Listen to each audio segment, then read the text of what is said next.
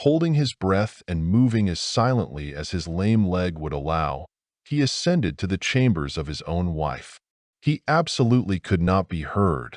To ensure this, King Kalaman of Hungary devised an elaborate plan. He had informed his beautiful spouse in advance that he would be inspecting a fortification under construction near the border, meaning he wouldn't return for at least a week.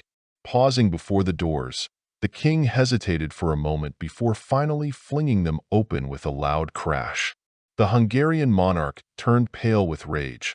What he had only suspected was now confirmed. Kalaman the Bookish was born in the year 1070, and 25 years later, he ascended to the throne of Hungary. To achieve this, he had to engage in a grueling struggle against his own brother, Prince Almas. The nickname, the Bookish, was given to him due to his passionate love for the printed word. He collected precious tomes that cost a fortune at the time and wrote them himself. Legal codes and chronicles were published in Hungary either directly by the king or under his supervision. Scholars from all over Europe flocked to the capital. However, the king was far from handsome. He limped on one leg and had a noticeable spinal curvature that made him almost hunchbacked. It's no surprise that Kalaman was not particularly successful in his romantic endeavors. His first wife, Countess Felicia of Sicily, was married to Kalaman for only 5 years, during which time she bore him 3 children. Considering that 2 of them died in infancy and the situation in Hungary remained unstable due to the intrigues of the king's relatives, he needed to secure a much larger progeny. Thus, the sensible idea of a second marriage emerged. But with whom? Pleasant matrimonial plans, however, had to be postponed for nearly a decade. Once again, his brother Almas interfered, gaining the support of the German king. Instead of a wedding feast, Kalaman found himself tasked with discussing with his military leaders how to defeat their enemies once and for all. Once he had dealt with the threats, the king sent an embassy to Kiev. Hungary had previously welcomed princesses from the Russian lands, so why not revive the tradition? Kalaman knew that Vladimir Monomac had several daughters, and according to those who had seen them, the most beautiful was Euphemia. She was chosen to become the new queen of Hungary. Euphemia was quiet and gentle, pure innocence. Her long flaxen hair, tucked under an embroidered veil, still managed to escape, despite the heavy golden crown. But this only amused her. The young queen was remarkably cheerful at the wedding feast. Euphemia captivated everyone with her effortless charm, the ease with which she answered questions, her grace, and the special freshness of youth. Beside her, King Kalaman, 25 years her senior and limping, seemed unbearably ugly, like spring marrying the harshness of winter. But then came the question. The queen quickly became pregnant, but her husband categorically refused to acknowledge the child. On the contrary, he harshly and uncompromisingly insisted that Euphemia had been unfaithful, a conviction he claimed to have confirmed personally. Naturally, none of the subjects dared to challenge the king's viewpoint. Thus, the young Hungarian queen, Euphemia, was sent back. In Kiev, the Hungarians did not hide the truth about the queen, though Euphemia denied everything. Back in her homeland, she gave birth to a son, Boris Konrad. She sent news to Hungary, nothing.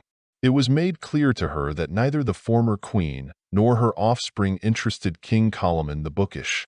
Euphemia's disappointed father, Vladimir Monomac, acted wisely. He did not punish his daughter but allowed her to raise her son, thinking they would see how things unfolded. After all, Hungarian rulers changed quite frequently. Who knew what fate awaited Boris? Kalaman the Bookish died 3 years after the birth of his unacknowledged son, and the throne passed to his firstborn, István. The new Hungarian ruler was not particularly beloved by the people, and a conspiracy formed against him. Rumor had it that the nobility had their eyes on a certain Count Borsa. Did it not resemble Boris, who was living in Kiev at the time? However, this rebellion fizzled out almost immediately, and the disputed heir to the throne went to Byzantium. At the imperial court, Boris Konrad was received with surprising warmth and hospitality. His sad story about his slandered mother, how she was deceitfully expelled from Hungary, and the cruelty of his father was listened to with great interest. The handsome and stately Boris, who bore no resemblance to Kalaman the Bookish, was even matched with a bride from the emperor's relatives. Their wedding was celebrated in Constantinople. The mere fact that Anna Ducana married Boris was a testament to his noble lineage. The young man was happy. However, the Byzantines were in no hurry to gather an army for Boris. They had plenty of problems from Asia, so they suggested the son of Euphemia wait. "Your crown isn't going anywhere," they told him. Meanwhile, the Hungarians took up arms. King Istvan died, and not everyone supported his cousin Bela as his successor. Realizing that the time was ripe to strike while the iron was hot, Boris rushed to Polish lands, to the court of King Boleslaw. There, too, he found belief. With the help of the Poles, Euphemia's son managed to assemble a formidable army to reclaim the kingdom he considered his own. On the 22nd of July in the year 1132, Boris's army clashed with the combined forces of King Bela and Leopold III of Austria by the river Shao. Boris lost the battle. He was outnumbered and lacked the military prowess needed for victory. By some miracle, he managed to survive. For several years, no one heard anything about him, but after 13 years, Boris Konrad was welcomed by the King of Germany. Once again, Euphemia's son relied on his charisma to sway the German king, securing a new army. With these fresh forces, he set out once more to reclaim Hungary. Boris's mercenaries captured Bratislava, behaving exactly like common bandits. The city was looted, and innocent civilians were killed. While his soldiers wreaked havoc in the conquered territory, the troops of the Hungarian king approached the city. Instead of launching an assault, the king simply offered the mercenaries gold to leave. The warriors of Boris did not argue. Realizing that his attempts to seize the Hungarian throne were met with failure after failure, Boris decided to change tactics. He joined a crusade. The Hungarian king was also participating, giving Euphemia's son a perfect opportunity to either kill him or incite others to do so. However, upon reaching Byzantium with the Crusaders, Boris suddenly realized he was too exhausted.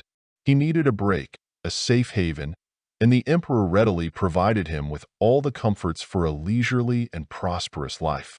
After resting and regaining his strength, Boris fought alongside the Byzantines against the Hungarians again, but this time not to claim the throne. He sought revenge for the wrongs done to his mother, for his own questionable lineage, which he solely blamed on Kalaman the Bookish, and for the lost years. After all, he could have ruled an entire kingdom. This restless warrior met his end on the battlefield, struck by an arrow. Princess Euphemia, the former queen of Hungary, passed away much earlier in a monastery. Little is known about her life. From his Byzantine wife, Boris had 2 sons and possibly a daughter. Interestingly, they never sought to claim the Hungarian throne. Boris's fate could have turned out very differently. Had Kalaman the Bookish acknowledged him as his son, had he not believed Euphemia to be unfaithful, of which there is no historical evidence, Hungary would not have endured decades of devastation and hardship. The Kiev princess became the tragic mistake of the limping king.